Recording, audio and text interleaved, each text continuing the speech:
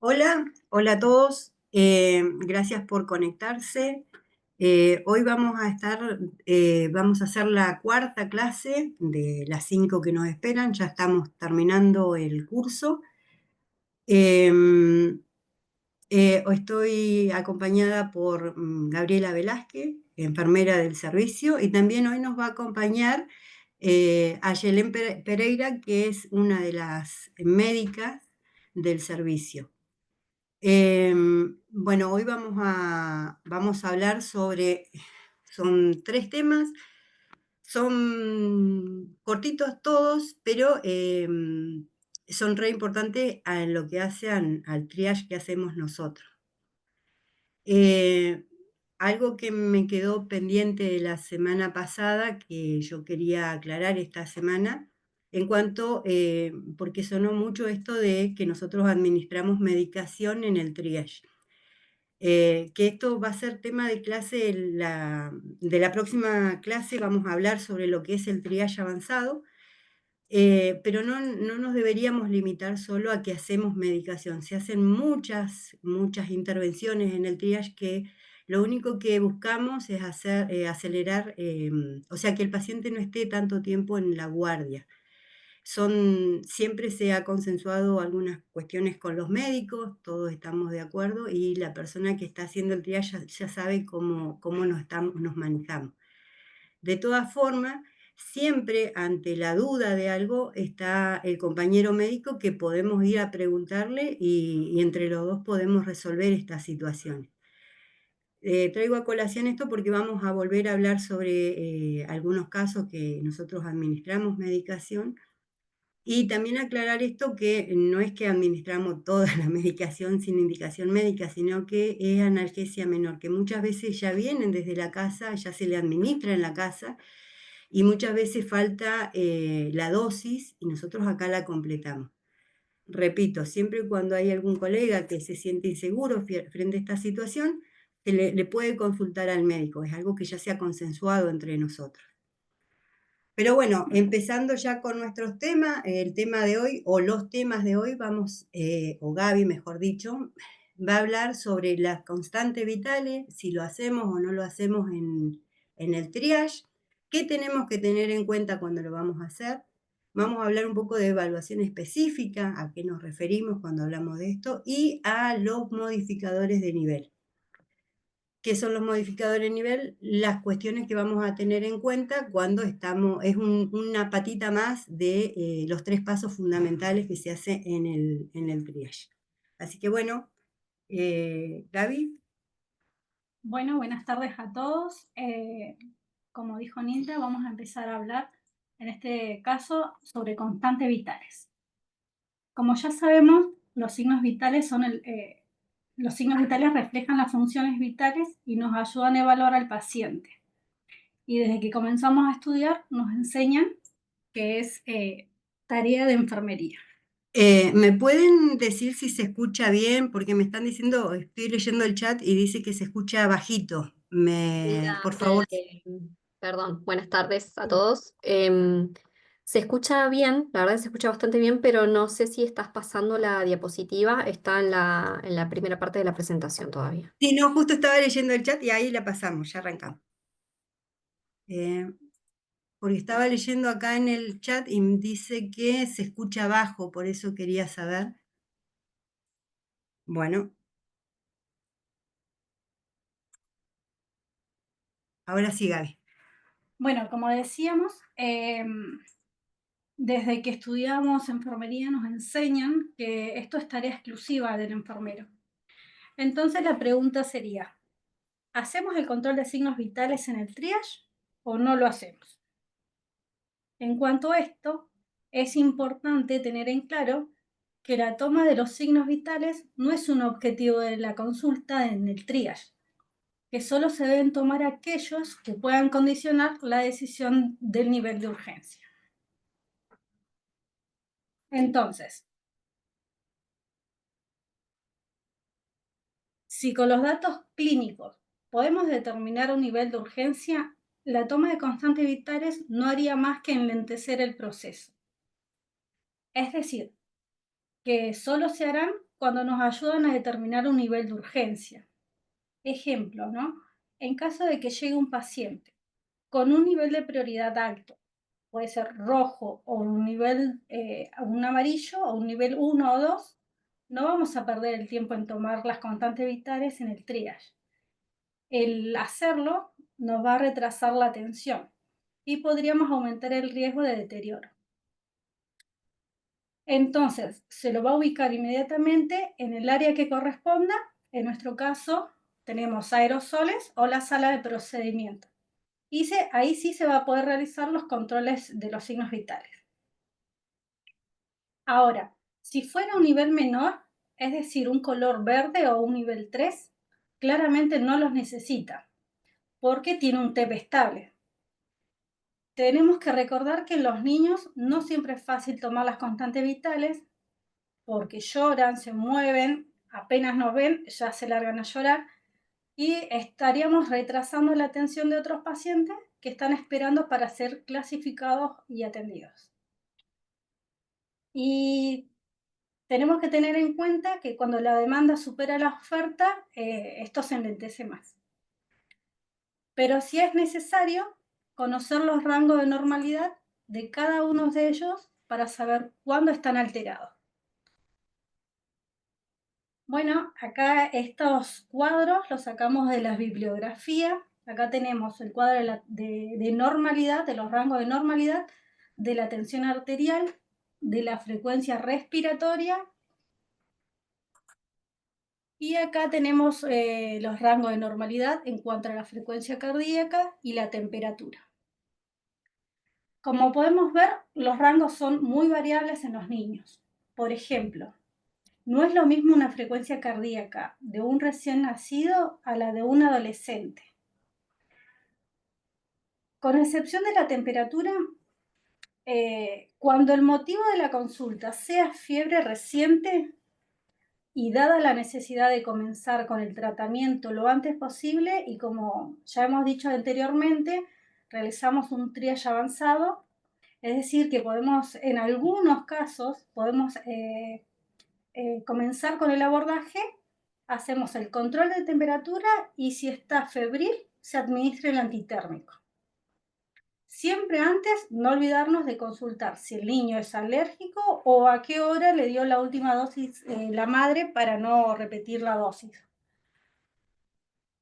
Que el niño esté sin fiebre o unos grados menos ayuda a que al momento de la evaluación física o clínica del médico sea como más fiel o más real.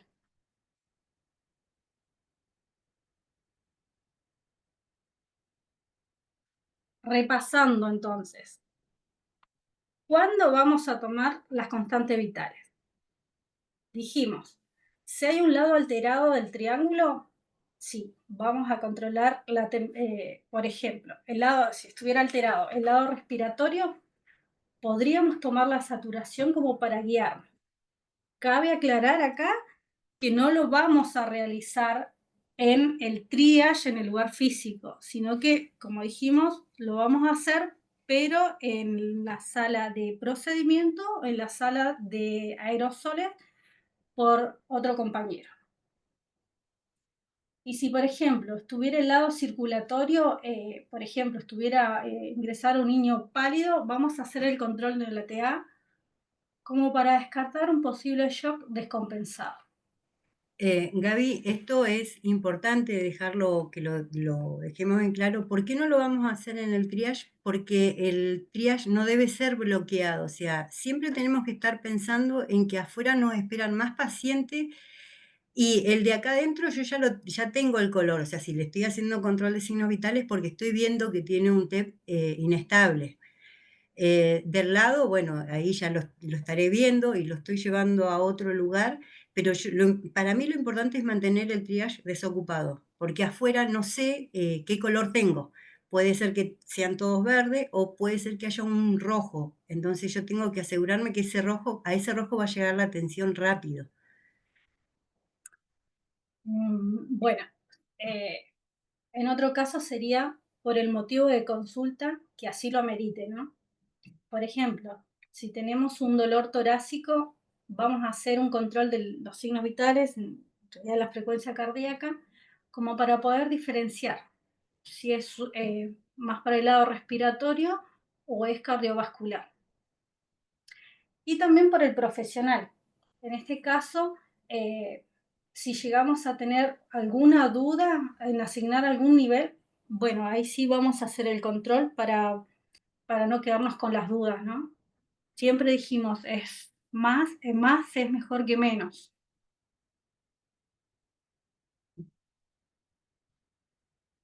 Entonces, la toma de constante de los signos vitales nunca ha de ser motivo de bloqueo del triage, como dijo Nilda, y solo se realizarán cuando existan dudas para asignar un nivel de prioridad.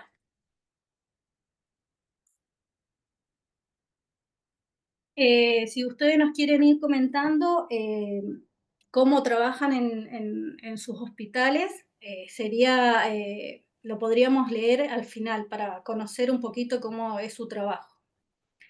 Bueno, pasando al siguiente tema, en cuanto a la evaluación específica, podemos decir que es un examen físico, es breve, es dirigido y no se realiza en todos los pacientes.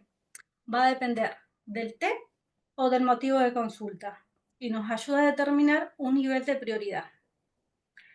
Se trata de hacer una valoración clínica a través de la inspección o aplicar alguna escala. Podría ser, un ejemplo, la del dolor. Por darle un ejemplo, un niño que ingresa por un traumatismo en la rodilla, claramente no le vamos a controlar la temperatura, sino que vamos a mirar si está inflamado, si hay deformidad.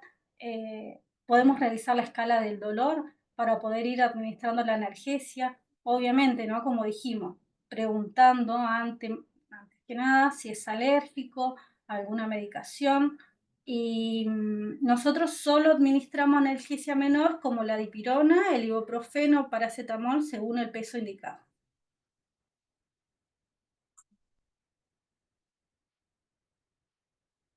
Bueno, repasando también acá, dijimos que la evaluación tiene que ser dirigida. Es decir, si tenemos un TEP alterado del lado respiratorio, vamos a mirar cómo es la mecánica respiratoria, el tipo de tiraje, si tiene aleteo nasal, si está taquipneico, si tiene respiraciones superficiales. Podemos saber si escuchamos sibilancias al entrar nada más, o sea, sibilancias audibles. Y bueno, se considera que en este caso podríamos hacer auscultar, ya que esta evaluación específica la podríamos realizar en aerosoles o en otro caso en la sala de procedimientos, ¿no? Como dijimos, la evaluación específica también puede ser por el motivo de consulta.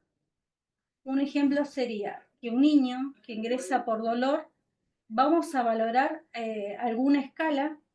Lo que nosotros usamos acá, ustedes los pueden encontrar en el material bibliográfico y que me parece que en la clase anterior también las mencionamos. Además, del dolor se va a hablar en la próxima clase, así que eso quedaría como pendiente. También nos podría ingresar un paciente por un traumatismo o en algún miembro y lo que vamos a buscar es deformidad, inflamación, el relleno, el pulso. Estaba pensando en otra situación, podría ser que ingresa un niño con heridas, ingresa un niño con una herida cortante y como sabemos, la sangre nos asusta a nosotros, al papá, al niño y muchas veces los papás se encuentran alterados, el niño llorando y tenemos que pensar en calmarnos, ¿no? Para poder evaluar si la herida que tenemos es de consideración. Y ahí vamos a evaluar el tamaño, la profundidad, el tipo de sangrado y además, como muy importante, el dolor, ya que para nosotros es importante porque para valorar el dolor, para ir primero que nada administrando la analgesia, ¿no?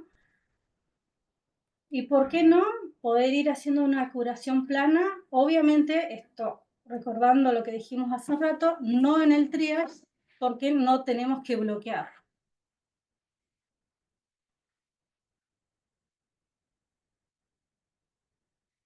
Bueno, en cuanto a modificadores de nivel, vamos a pasar a este tema.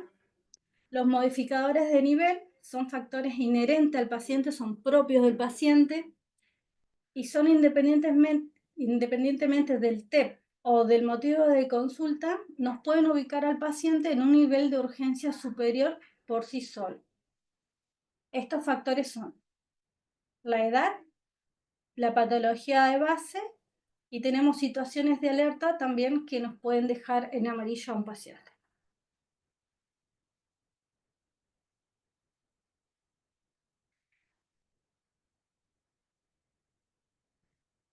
Bueno, en cuanto a la edad, los pacientes neonatos podemos decir que poseen un mayor riesgo de contagio mientras esperan. Es decir, que tienen un riesgo potencial de contagiarse alguna enfermedad por tener una menor inmunidad. En cuanto a la enfermedad de base, hay patologías que presentan riesgos de descompensación o complicación mientras esperan a ser atendidos. Es decir, que tienen un riesgo potencial de descompensación. Algunos ejemplos podrían ser niños con cardiopatías congénitas, postquirúrgico reciente, los pacientes oncológicos, los pacientes renal, ellos quedarían en amarillito. Y acá la importancia, cuando empezamos a hacer el interrogatorio en el triage, de preguntar por los antecedentes de los niños, ¿no? Por ejemplo, un niño con diabetes que ingresa por vómito, y sí, tiene un riesgo potencial, un riesgo potencial de descompensar su nivel de glucemia. Vamos a tener en cuenta que no todo niño con una enfermedad de base se considera que presentan un modificador de prioridad. Vamos al ejemplo que le di recién, ¿no? Este mismo niño con diabetes que no ingresa por vómito, ingresa por un golpe o un traumatismo o algo, o una tos, claramente no va a tener un modificador o no va a ser un modificador de relevancia. Sí, y más allá de que, bueno, recién lo explicó Gaby, el modificador es independiente al TEP y al motivo de consulta. Sí, nosotros, a ver, cuando ingresa a nosotros, por lo menos la realidad de nuestra guardia, nosotros cuando vemos un paciente anotado en nuestro sistema, nosotros lo primero que vemos es el nombre, la edad del paciente y cuál fue el motivo de consulta. Y ya entra el paciente y yo no conozco los antecedentes, no sé si tiene modificador o no este paciente. Entonces, sí, el modificador es independiente de lo que es el TEP y el motivo de consulta, pero sin embargo, en algunas situaciones voy a tener que tener en cuenta por lo menos el motivo de consulta. El ejemplo claro fue el que dio Gaby recién, el paciente este que viene, el paciente diabético. Si viene con vómito y yo veo que hay un riesgo potencial en que pueda descompensar su nivel de glucemia, obvio que va a tener una prioridad. Pero si este mismo paciente que es diabético viene porque, qué sé yo, una tos o se cayó de la bicicleta, se golpeó, tiene un raspón, y yo ahí voy si tiene el TEP estable o yo no veo deformidad en que se haya caído, va a poder ser un nivel verde, o sea, no va, en ese caso la enfermedad o su patología no me va a modificar el nivel. No sé si se entiende. Bueno, como le dijimos, también tenemos situaciones de alerta, que existen pacientes que por sus características especiales deben tener prioridad en la evaluación, aunque no tengan alguna alteración física o un TEP inestable o el motivo de consulta sea de riesgo, ¿no? Por ejemplo, tenemos los pacientes con autismo, los pacientes con sospecha de abuso sexual o de maltrato infantil.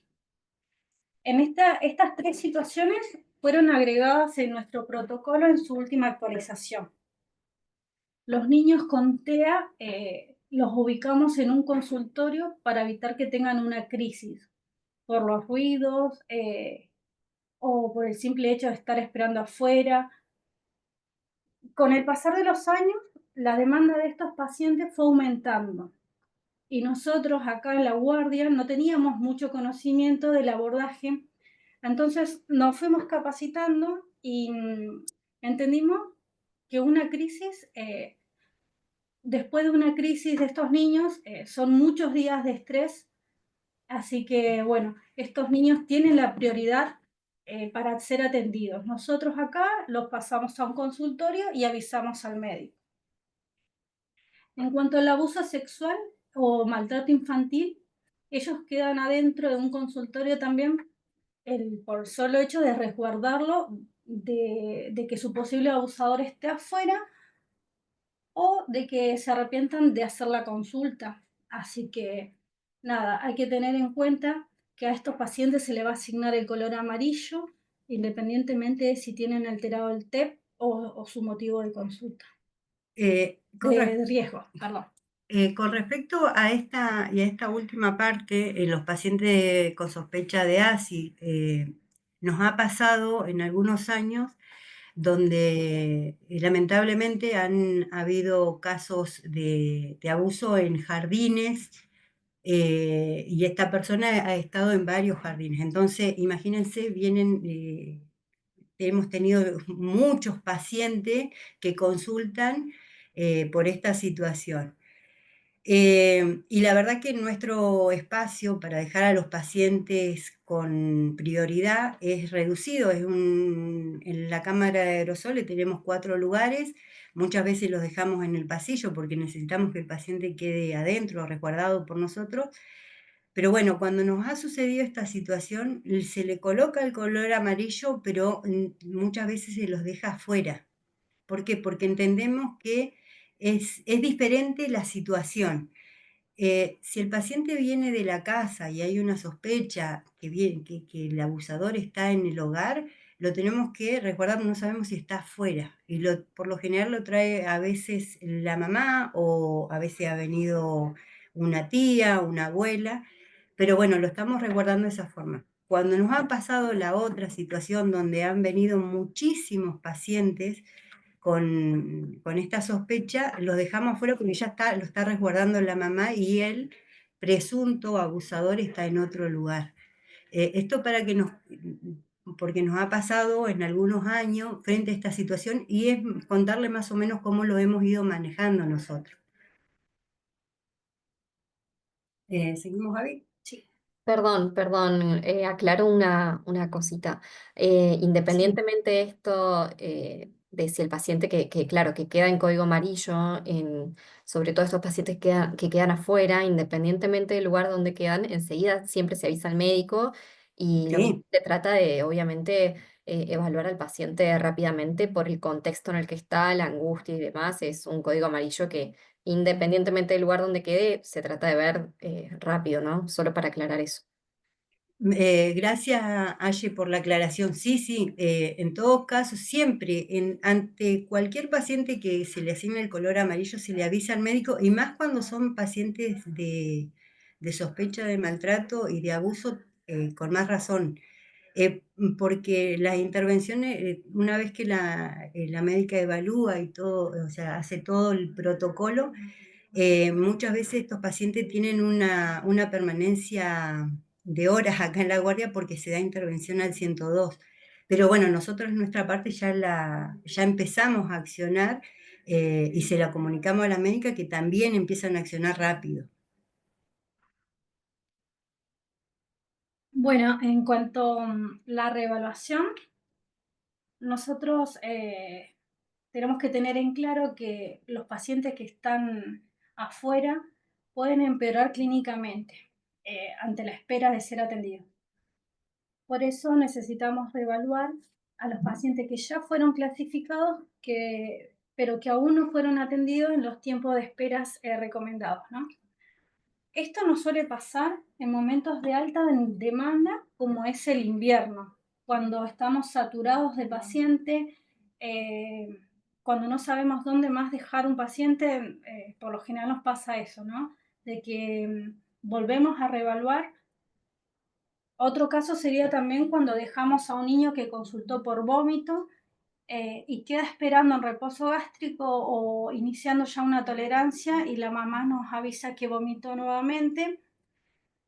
Al igual que aquellos que nos avisan que no le bajó la fiebre, a pesar de que le hayamos dado el antitérmico, ahí sí hacemos una reevaluación.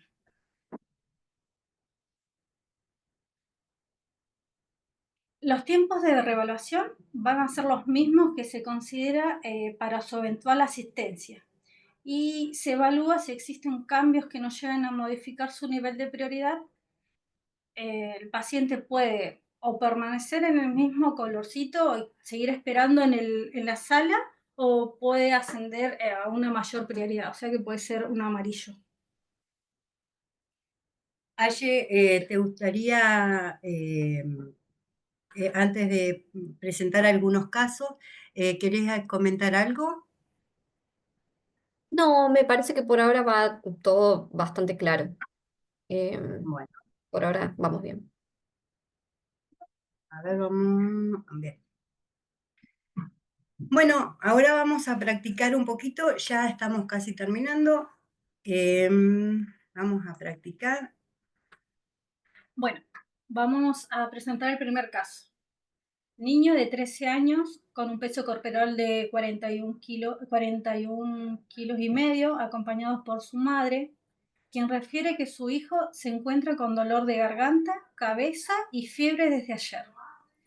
A la valoración de enfermería, un paciente tranquilo, no impresiona dolor, presenta un TEP estable. Este es un niño con síndrome de Down, con antecedentes de cardiopatía, pero sin tratamiento. Madre refiere que en esta evaluación, Está en evaluación. que está en evaluación. Además refiere autismo. Bueno, sé que se nos complica un poco con el chat, pero si alguno quiere arriesgar alguna respuesta, a ver qué nos puede decir. Teniendo en cuenta todos los pasos, acuérdense que ahora ya estamos trabajando teniendo los 6 pasos, cómo sería su TEP, que bueno, está ya en el caso ya lo dice que es un TEP estable, el motivo de consulta, si alguien se quiere arriesgar, si vamos a hacer control de signos vitales o no, si la evaluación específica para dónde va a estar orientada.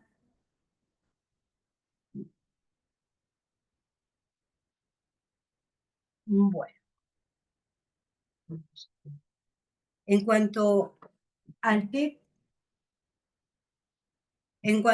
es un TEP estable, ya nos estaba diciendo que no impresionaba, estaba tranquilo, o sea, para la persona que lo trialló, les repetimos y les comento como siempre, estos casos, todos los casos, a ver acá, Janina nos dice, diría verde porque está estable y solo amarillo por el antecedente autismo sin control de signos vitales. A ver, Yani, les comento que todos los casos son reales, son los casos que a menudo nos consultan a nosotros, que fuimos eligiendo al azar, pero como para traerlo a modo de ejemplo. El TEP, bien, Yani, está estable, porque lo está diciendo ya el colega que escribió. El motivo de consulta, dolor de garganta, cabeza y fiebre. Fue lo mismo que dijo la mamá. No vamos a controlar las constantes vitales.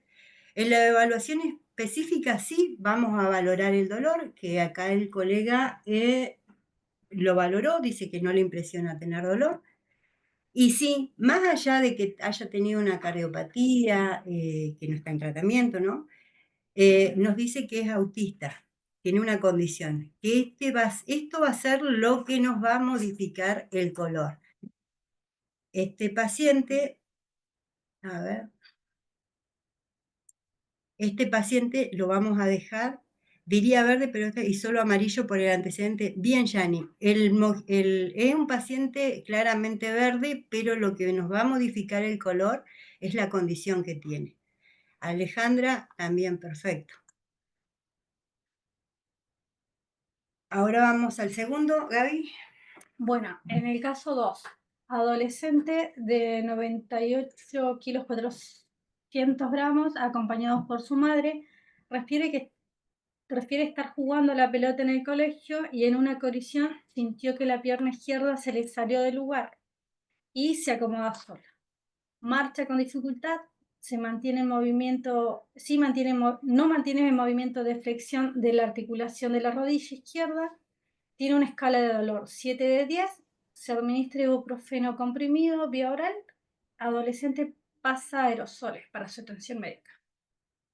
Bueno, lo mismo, teniendo en cuenta todos los pasos, a ver si nos arriesgamos con el TEP, el motivo de consulta, si vamos a hacer el control de las constantes vitales. A ver.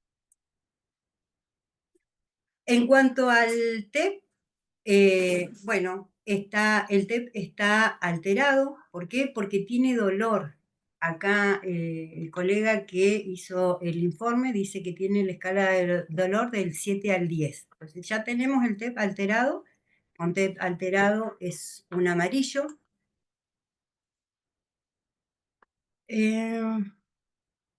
A ver, Alicia. Alicia nos dice que no se hacían constantes vitales, no vamos a controlar, pero sí vamos a hacer una evaluación específica. Bueno, vamos a seguir con los pasos.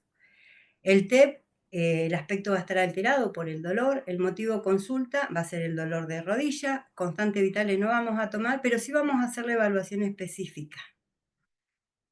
Modificadores no tiene, este paciente sí, Alicia, es un amarillo por el dolor, porque nos está dando el TEP alterado.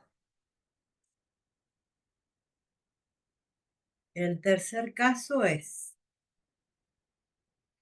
Niño de 6 años con peso de 18, 100 kilogramos, sin antecedentes ni alergia, que ingresa caminando en compañía de su papá, quien refiere que el niño no se golpeó en la cabeza, que el niño se golpeó en la cabeza con el caño superior de la rampa de discapacitados a las 16 horas.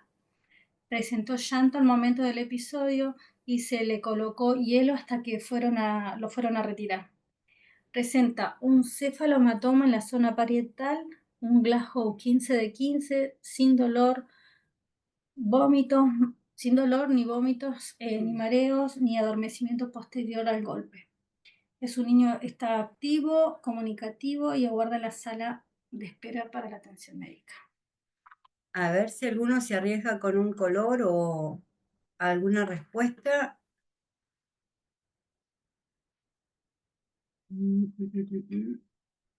¿No?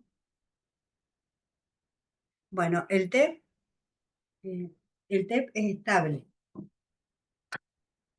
El motivo de consulta es el golpe en la cabeza.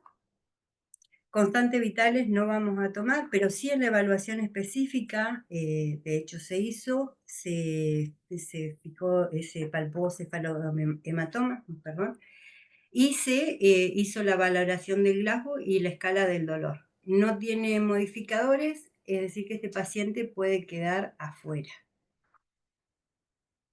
Es un color verde. Y el cuarto, Es una niña de 4 años con peso de 13 kilos 600 en compañía de su madre que consulta por el dolor cervical por ganglios. Antecedentes previos, la mamá refiere que nació con una hernia diafragmática, pero que ya la operaron y que le sacaron el vaso, dice. Tiene botón gástrico.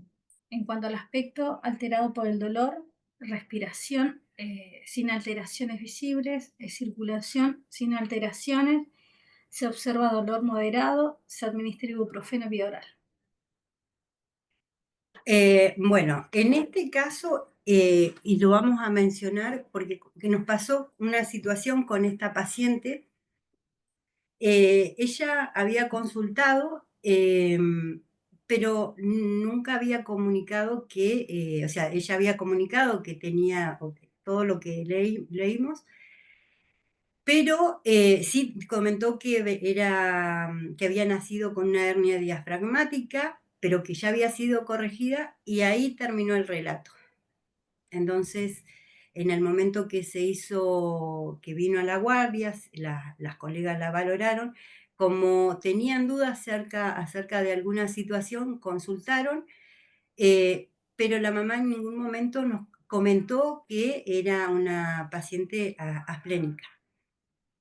Entonces, se le colocó un color verde y se le envió a los consultorios externos. Nosotros durante la mañana funciona el consultorio externo, los pacientes que dan en verde, si hay turnos se los deriva allá.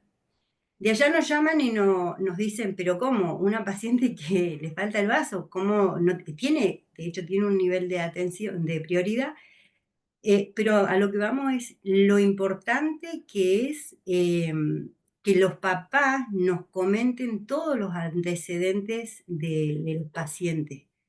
Eh, en este caso, el hecho de que la paciente no tuviera el vaso ya nos hacía, ven, acá hay un claro modificador. El paciente tiene que tener una prioridad de atención. Obviamente, o sea, no hay forma en que nosotros sepamos esta situación si es que la mamá no nos dice, porque no lo va a saber ni el médico ni el enfermero, a menos que nos pongamos a buscar en la historia clínica, cosa que en el triage no lo vamos a hacer. Pero a lo que voy es qué importante es la información que nos está brindando el papá o la mamá en esta situación. Amarillo. Acá Janina nos está dando ya una respuesta. Bueno, después, para terminar el relato, ¿no? Bueno, nos comentan de consultorio, bueno, toda esta situación la vuelven a mandar por guardia y ya se llenó bien el informe, ya con toda la información que teníamos. De hecho, cuando estábamos buscando casos para traer hoy como ejemplo, esta paciente creo que nunca comentó por lo menos en los informes de enfermería, nunca está escrito que ella nos haya comentado que no tenía el vaso. Bueno, el TEP está alterado. Yani, creo que eras. Yani, bien, alterado por el dolor. Control de signos vitales, no. Control específico, la escala del dolor. Y el modificador, sí, esta paciente tiene un modificador. Más allá de todo esto, tenemos un modificador. Perfecto. Bueno, ahora no sé si tienen alguna duda, pregunta. Aye, ¿querés contarnos algo, decirnos algo, aportar algo? En realidad, como destacar sobre todo el caso 1 y el caso 4, el 1 porque estábamos hablando de este paciente que tenía una trisomía 21 y una cardiopatía que en realidad uno pensaría que por ahí, por ser cardiópata, por tener una enfermedad crónica, en realidad cataloga como modificador, pero al ser un paciente que no tiene tratamiento o que a veces te dice es cardiópata, pero ya tuvo una cirugía correctiva, o sea, si tiene cirugías correctivas, no tiene tratamiento ya de base, es un dato que ya no nos modifica, entonces está bueno que traer a colación eso de que justamente el modificador en este paciente era el autismo. Si no hubiera sido con autismo, era un paciente que a lo mejor catalogaba como verde. Y el caso 4 también, lo que decís vos, un paciente esplenectomizado que sí, que ya es un modificador. Y lo que está bueno por ahí como dato de color, que a veces nos pasa mucho, y sobre todo ustedes que lo ven en el triage, que los padres no tienen toda la información de los hijos sobre la historia clínica y sobre todo en estos pacientes que por ahí están muy complejizados o tienen varias cirugías o tienen varias medicaciones. Em, Nosotros lo que hacemos es que los pacientes estos que son seguidos en el hospital, que por ahí son seguidos en consultorios externos o con otros especialistas, tienen un carnet de prioridad. Entonces, a lo mejor no sabe explicar el padre, digamos, muy bien qué es lo que tiene su hijo, pero ya viene a la guardia con su carnet de prioridad, entonces ya entendemos que es un paciente que nada, que por ahí cataloga ya como un código amarillo, eh, ya sin tener tampoco del todo claro cuál es su historia clínica. Sí, y también esto, el carnet de prioridad también lo comenzamos a utilizar por una situación también que nos pasó. eh, pero también un poco lo que vos decías, Aye, muchas veces asociamos síndrome de Down, cardiopatía, tiene que tener prioridad. Y no siempre tienen, es lo que Gaby había comentado, no todas las patologías modifican el nivel. Hay que tener en cuenta, si bien el modificador es independiente del TEP y del motivo de consulta, muchas veces en algunas situaciones sí los tenemos que tener en cuenta, por lo menos el motivo de consulta, para poder ver si el color, la patología va a modificar el color. Eh, pero sí, son casos que nos pasa y vamos a seguir teniendo seguramente un montón de dudas, un montón de cosas, pero bueno, lo bueno es esto, que cuando se presentan las podamos resolver, ¿no? ¿Alguien tiene alguna pregunta? A ver acá. Esos identificadores. Sí, Silvia, sí, los hizo el carnet de prioridad o el carnet de este, sí, lo diseñó Belén, va en conjunto, lo diseñó ella, después lo charlamos. Y sí, y se les da a los especialistas, entonces, y a los terapistas. Cuando hay un paciente que se va de alta por alguna cirugía, acá se hacen las cirugías cardiovasculares, se va con un carnet de prioridad. También hay que aclarar que ese carnet tiene un vencimiento. O sea, por ejemplo, si es un paciente, volvamos al mismo ejemplo, un cardiópata que se le hizo la corrección, es un postquirúrgico, si viene dentro de 3 o 4 años con el carnet ya no tiene vigencia, o sea, esto es para lo inmediato. Y también aclarar que el hecho de tener el carnet no quiere decir que va a tener una prioridad en la atención del triage, no en la prioridad de atención del médico, porque si el enfermero ve que viene, a ver, el postquirúrgico no viene por algún signo de alarma y viene por cualquier otra cosa, ya ha pasado un tiempo y tienen que darle un verde y le van a colocar el verde. O sea, a lo que voy es que no por tener carnet de prioridad va a tener una prioridad en la atención con el médico, sí con el triage.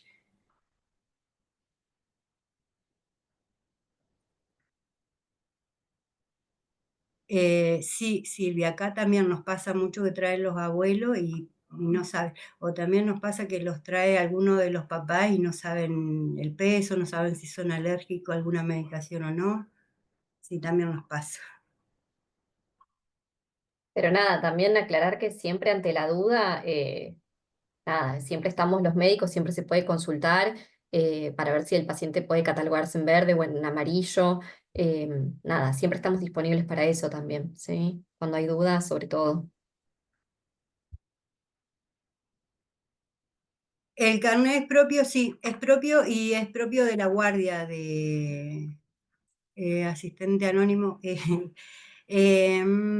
No, no, lo diseñamos acá por una situación que tuvimos y que es nuestro. No sé si en otros hospitales se utilizará o lo harán de otra forma.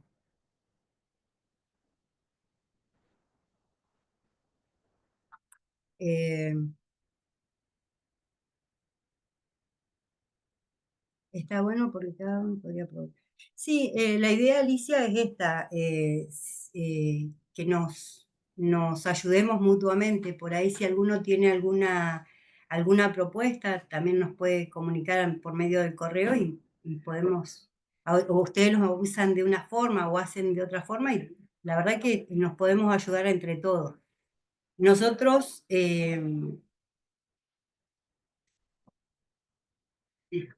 Nosotros trabajamos con el carnet hace un tiempo. Las pacientes, por ejemplo, cardiópatas, traen su carnecito y y nosotros le damos esa prioridad. Los postquirúrgicos por lo general. Sí, lo que les iba a comentar es que todo lo que nosotros hablamos acá en todas las clases es cómo lo hacemos nosotros en nuestro servicio. De ninguna forma queremos que ustedes lo hagan, o sea, si les viene bien, está buenísimo que lo implementen allá, podemos ser referentes, pero estos son todas formas de trabajo nuestras. A nosotros nos funcionan, así que, y a veces cuando no funciona le buscamos la vuelta para que no funcionen. Así que bueno, eso. Si podemos ayudar o colaborar con algo, está buenísimo y bueno, agradeceríamos que nos hagan saber. Bueno,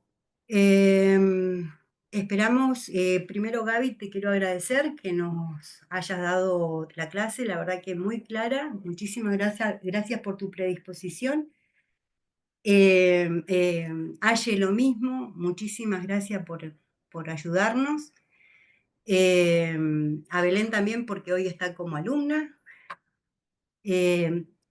Decirles a ustedes que, bueno, ya la próxima clase va a ser la última y después ya nos queda la instancia de la evaluación.